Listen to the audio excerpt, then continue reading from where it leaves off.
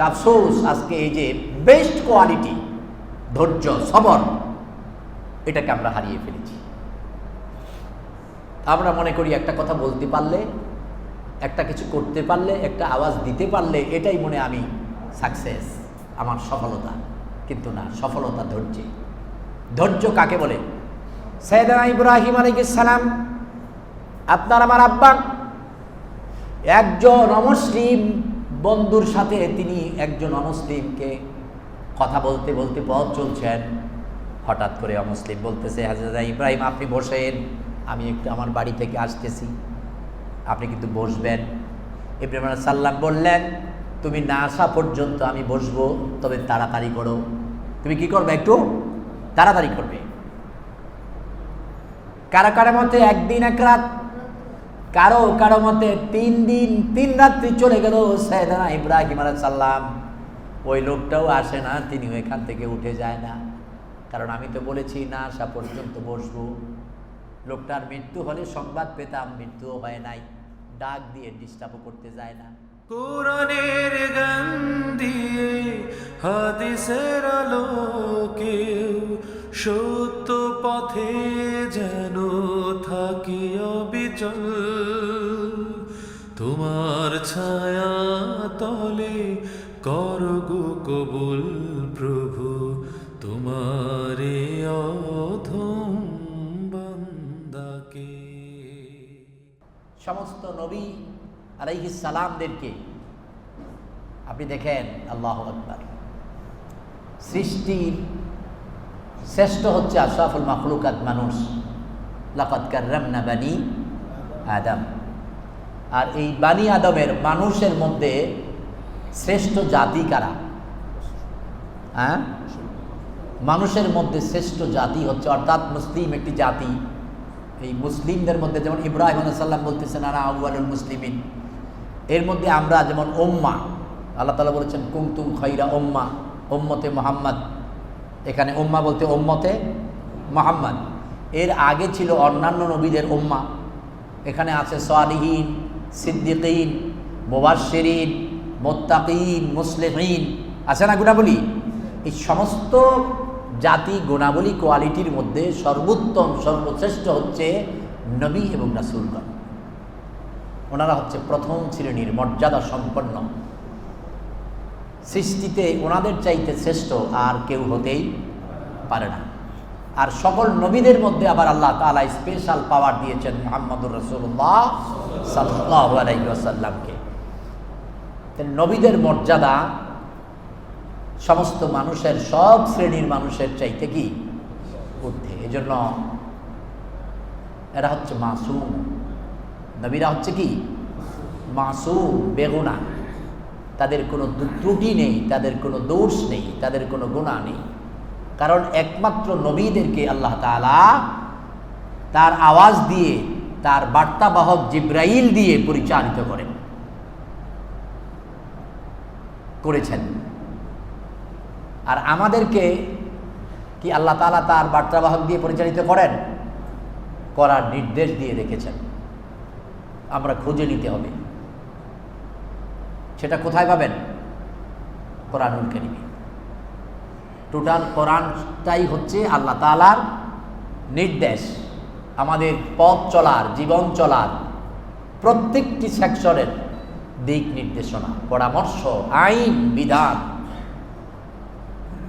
এই জন্য কোরআনুল কারীম বাদ দিয়ে, না বুঝে না মেনে কেউ আল্লাহকে পাবে, নিছক চিন্তা ছাড়া সেটা আর কিছু নয়। আপনি আল্লাহকে পেতে হলে কোরআনের ওয়ে ধরে আপনাকে কি করতে হবে? এগোতে হবে। কারণ আল্লাহর নির্দেশ হচ্ছে একমাত্র কোরআনুল কারীমের ভেতরে।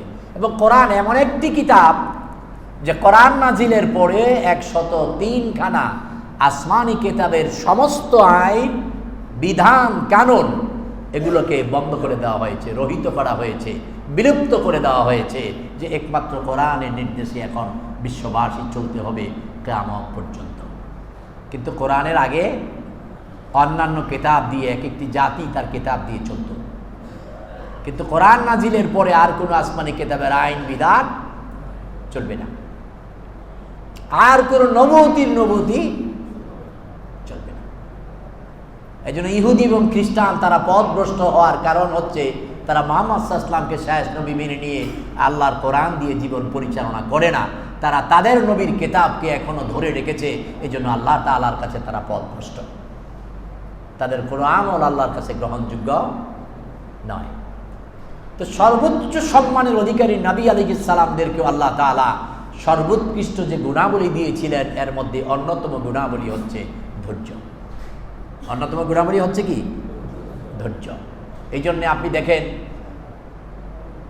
আল্লাহ হযরতে আদম আলাইহিস সালাম এবং সুলাইমান ও দাউদ আলাইহিস সালাম, এই তিনজন পয়গাম্বর ব্যতীত অন্য সব নবীদেরকে আল্লাহ তাআলা নবুয়তি দেওয়ার আগে তাদেরকে দিয়ে ছাগল চড়াইছে, মেষ চড়াইছে। তারা সৃষ্টির শ্রেষ্ঠ, কিন্তু কাজটা করাইছে কি? একেবারে বিরক্তিমূলক, একেবারে ছোট। ছাগল যারা পালছেন তারা বুঝেন, সামনে টানলে যায় না, পেছনে ধাক্কাইলে লড়ে না। আপনি সামনে নিবেন, রশিতে টান মারছেন, ও খুঁটি মারছেন, সর্বনা। আবার পেছনে গিয়ে ধাক্কাইতেছেন, ও ডানে ভাবে যায়। যদি মেজাজ খুব কড়া হয়, ধৈর্য হারা হয়, তাহলে ছাগল পালা তো দূরের কথা, ওটারে বাইরে মাথায় নিয়ে আছাড় দিয়ে শেষ করে ফেলবে, যে তোর মতো ছাগল আর আমার লাগবে না। তিনজন পয়গাম্বর ব্যতীত অন্য পয়গাম্বরদেরকে দিয়ে মেষ চড়িয়েছেন, বকরি চড়িয়েছেন, পাল। আপনার আমার প্রিয় নবী মুহাম্মদুর রাসূলুল্লাহ সাল্লাল্লাহু আলাইহি ওয়াসাল্লামকে দিয়ে 25 বছরের আগে, 23 থেকে 25, মা খাদিজার মেষ এবং বকরির রাখালের দায়িত্ব পালন করাইছে। তিনিও বকরি চড়েছে। মুসা আলাইহিস সালাম রে আল্লাহ কয়, আ মুসা, তোমার হাতে এটা কি? বলতেছে আল্লাহ লাঠি, এটা দিয়া ভর দিয়া হাঁটি। আল্লাহ এইটা দিয়া গাছের আগা টান দিয়া পাতা পাইরে আমার ছাগলের খাওয়াই। তাহলে এগুলো কেন করিয়েছেন? ধৈর্য। কিন্তু আফসোস, আজকে এই যে বেস্ট কোয়ালিটি ধৈর্য, সবর, এটাকে আমরা হারিয়ে ফেলেছি। আমরা মনে করি একটা কথা বলতে পারলে, একটা কিছু করতে পারলে, একটা আওয়াজ দিতে পারলে, এটাই মনে আমি সাকসেস, আমার সফলতা। কিন্তু না, সফলতা ধৈর্যে। ধৈর্য কাকে বলে? সাইয়েদনা ইব্রাহিম আলাইহিস সালাম, আপনার আমার আব্বা, একজন অমুসলিম বন্ধুর সাথে তিনি একজন অমুসলিমকে কথা বলতে বলতে পথ চলছেন। হঠাৎ করে অমুসলিম বলতেছে, হযরত ইব্রাহিম আপনি বসেন, আমি একটু আমার বাড়ি থেকে আসতেছি, আপনি কিন্তু বসবেন। ইব্রাহিম আলাইহিস সালাম বললেন, তুমি না আসা পর্যন্ত আমি বসবো, তবে তাড়াতাড়ি করো। তুমি কি করবে? একটু তাড়াতাড়ি করবে। কারো কারো মতে একদিন এক রাত, কারো কারো মতে 3 দিন 3 রাত্রি চলে গেল। সাইয়েদনা ইব্রাহিম আলাইহিস সালাম, ওই লোকটাও আসে না, তিনি এখান থেকে উঠে যায় না, কারণ আমি তো বলেছি না আসা পর্যন্ত বসবো।